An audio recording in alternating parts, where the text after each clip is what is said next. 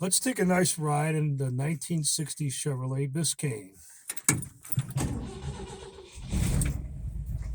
The Biscayne sat for 31 years, and it came from Los Angeles, California. Um, Had to do a bunch of minor things to it: brakes, flush out the brake lines, flush out the fuel tank. Everything I needed was in the car to get it going. You can see the radio even works.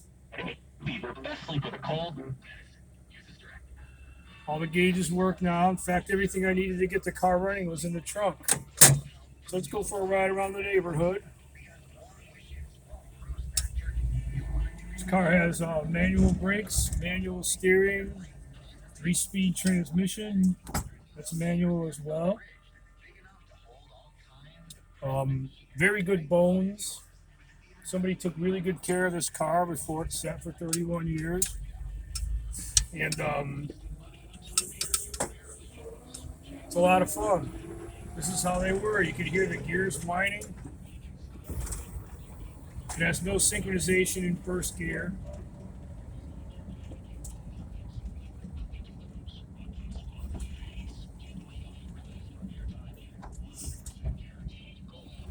It's like lost. I'm confused. Signals work. Today we even got the windshield wipers working.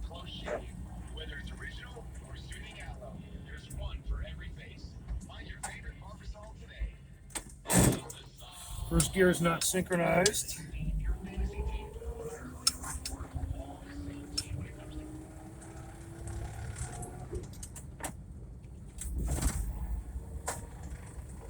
And it drives like a Mack truck, just like it's supposed to.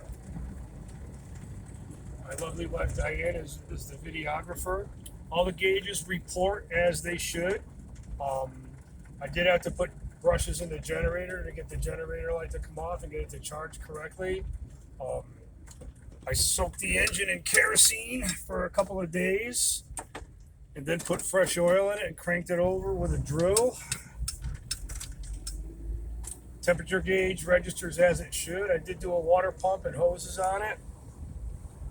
The speedometer is a jiggler, but it works.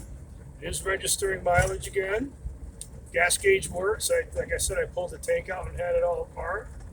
It even has good heat.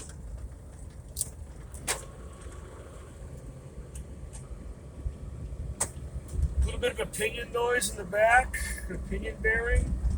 But the more I drive it, the quieter it has become. So I think that's just a matter of wearing some components back in again and get into two gears to kind of ride on each other and get some of the roughness off them once again. If it doesn't get any better, just probably have to pull it apart, and if it needs a pinion bearing, then that's what we'll have to do.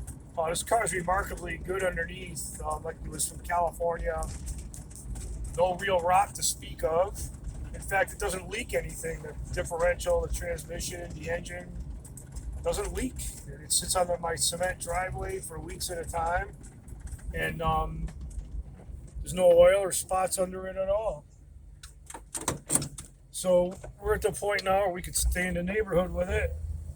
Next time, maybe we'll take it into town or take it down to the beach, and we'll see how she goes. So happy Thanksgiving to everybody, and thank you, Diane, for being such a good videographer.